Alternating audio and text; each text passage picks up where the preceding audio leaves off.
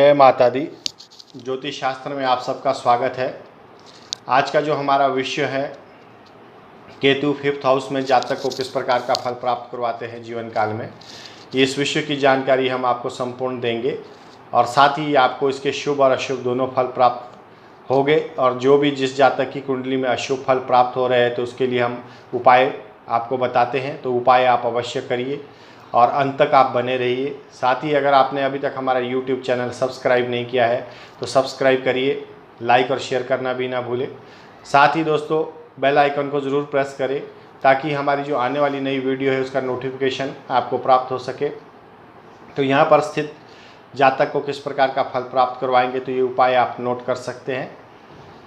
पहले तो ये जानते हैं, जो हमारी ये सीरीज़ बन रही है ये प्रथम भाव से लेकर द्वादश भाव तक बन रही है, यानी कि 9 ग्रहों पर संपूर्ण जानकारी हम आपको हर भाव की, हर ग्रह की आपको जानकारी दे रहे हैं। तो अगर आपको ये पूरे वीडियो 9 ग्रहों पर आधारित पूरे कुंडली आप देखना चाहते हो तो इस के माध्यम से जो हम यहाँ पे आपको बताते हैं आप समझने में सक्षम होंगे। तो शुरू करते हैं। 5th हाउस में जातक को केतु किस प्रकार का फल, अगर जन्म कुंडली में बैठे केतु है तो किस प्रकार उनको फल जीवन में मिलेगा। 5वां जो घर है ये सूर्य का घर होता है और यह घर बृहस्पति से भी प्रभावित होता है।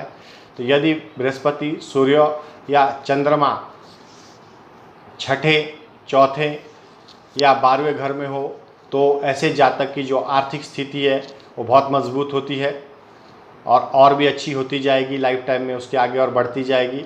और जातक के जो पुत्र संतान है वो लड़कियों की तुलना में ज़्यादा होगी, यानी कि पुत्र संतान की प्राप्ति ज़्यादा होगी। और 24 साल की उम्र के बाद ही स्वयं ही केतु शुभ फल प्राप्त करने देता है। ऐसे जातक की कुंडली में केतु अपने आप शुभ हो जाता है 24 साल की आयु के बाद।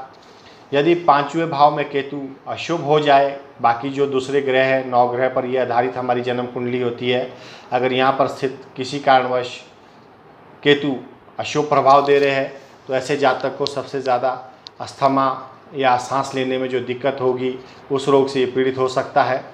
साथ ही केतु 5 साल की उम्र तक अशुभ परिणाम देता रहता है और संतान संबंधी समस्याएं भी उसके जीवन में आएंगी, क्योंकि इसमें ज़्यादातर संतान बेटों से संबंधित केतु का संबंध माना जाता है। तो बेटों से संबंधित समस्या आएंगी और उम्र के 24 साल के बाद ही आजीविका शुरू होती है और जातक अपने पुत्रों के लिए शुभ नहीं होता है, यानी कि उनके जो स्टार है खुद के अपने बच्चों या पुत्रों के लिए वो अच्छे नहीं रहते हैं। तो यहाँ पर स्थित केतु इस प्रकार से अगर दूषित हो रहा है, आपकी जन्म कुंडली आप स्वयं देख सकते हैं। अगर आपके 5th हाउस में केतु बैठे हैं तो लाल किताब के अनुसार ये केतु का 5वें भाव का जो फल है मैंने आपको बताया है। शुभ फल भी मैंने आपको बताया और अशुभ फल भी मैंने आपको बताया है।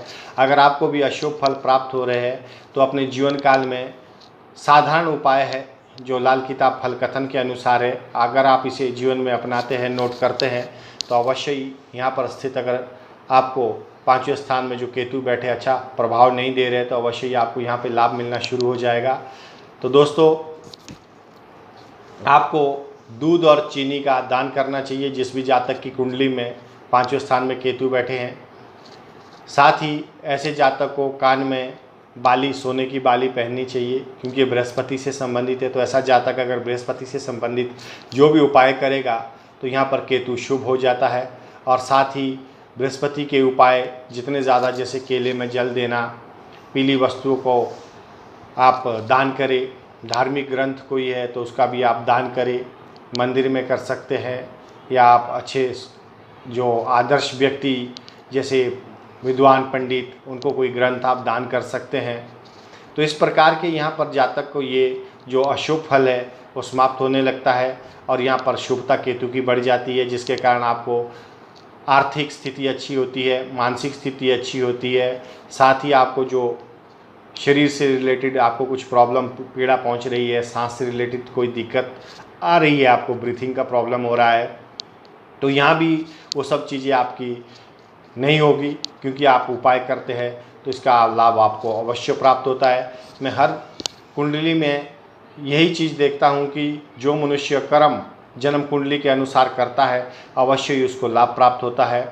आज तक हमने जितने भी वीडियो आपको शेयर किए हैं उसमें हमने ऑलमोस्ट यही संदेश दिया है कि आप जन्म कुंडली 9 ग्रहों पर जो आधारित है उसके आधार पर अगर अपने जीवन की कर्म रेखा को बांध लेते हो, अपने जीवन का ये मूल मंत्र बना लेते हो, तो अवश्य ही आपको लाइफ में वो शारीरिक, मानसिक, आर्थिक ये तीनों रूपों से आपको प्रसन्नता होगी, खुशी मिलेगी, शांति मिलेगी और आपके जीवन काल में हमेशा सुख बना रहेगा।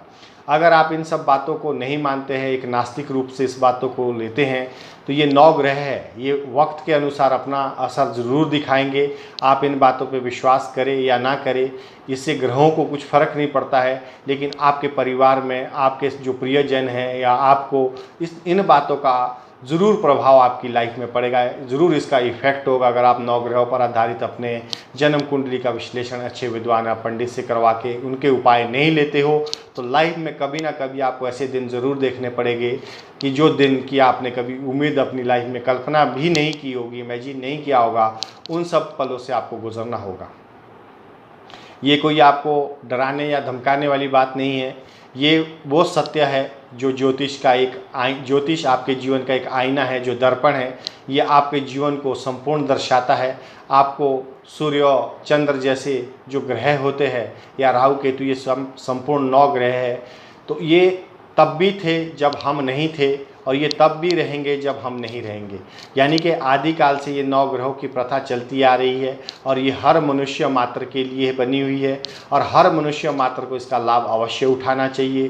तो आज का जो विषय है हमारा यहीं पे समाप्त हो जाता है। नेक्स्ट जो हमारा वीडियो आएगा, केतु 6th हाउस में जातक को किस प्रकार का फल प्रदान करते हैं, ये संपूर्ण विषय की जानकारी हम नेक्स्ट वीडियो में देंगे। अगर आपको दोस्तों ये मेरा वीडियो पसंद आया हो तो इसे शेयर और लाइक करना ना भूलें और साथ ही आप हमारे चैनल को सब्सक्राइब ज़रूर करें सर। और एक चीज़ और मैं कहना चाहूँगा, अगर आपके पास पहचान में कोई अच्छे ज्योतिषाचार्य हो आप उनसे संपर्क कर सकते हैं। अगर आप हमें भी संपर्क करना चाहते हैं तो डिस्क्रिप्शन में जाइए, वहाँ पे हमारा नंबर व्हाट्सअप कॉलिंग के लिए नंबर है। तो आप संपूर्ण 9 ग्रहों पर आधारित जन्म कुंडली की जितनी भी आपके जीवन की अच्छाइयाँ या बुराइयाँ हैं उसमें से हम लोग अच्छाइयाँ निकालेंगे, नेगेटिव एनर्जी को दूर करेंगे और पॉजिटिव एनर्जी क्रिएट करके आपके जीवन में अवश्य परिवर्तन लाएंगे। माता रानी सबको सुखी रखे, घर परिवार में खुशहाली बनाए, आपके जीवन में सद्कर्मों की प्राथमिकता हो, बुरे कर्मों से भगवान आपको बचाए। इसी कामना के साथ आज का जो विषय है यहाँ पे समाप्त करता हूँ। जय माता दी।